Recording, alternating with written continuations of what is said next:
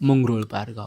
आज तर मंगरुळ पारगाव खूप छान दिसत होतं, सुंदर दिसत होतं. पण मंडळी, ह्या मंगरुळ पारगावमध्ये असलेली शेती आणि या शेतीमध्ये राबत असलेलं एक सुंदर कुटुंब. आज ह्या सुंदर कुटुंबावर वाईट वेळ आली होती. आई तर काम करत होती, बाप पण कष्ट काढून काम करत होता, लहान लेकरं शेतामध्ये खेळायचा प्रयत्न करत होती. पण बिबट्याने असा काय हल्ला केला की एका आईनी का बापानी तिचं लेकरू गमावलं.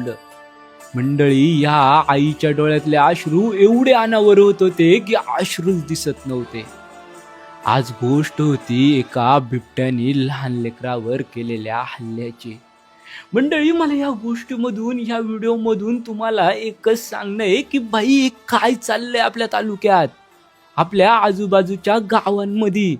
बिबटे सरसकट दिवस हल्ले करायला लागलेत आणि एक गरीब फॅमिलीमध्ये राहत असलेला मुलगा, एक गरीब फॅमिली, तिच्यावर आज संकट ओढावले. प्लीज प्लीज प्लीज इग्नोर नका करू ही गोष्ट. काही दिवसांनी कुत्री तर आता दिसायची बंद झालीत, पण कुत्र्यासारखे बिबटे फिरताना आपल्याला नक्कीच दिसणार आहे.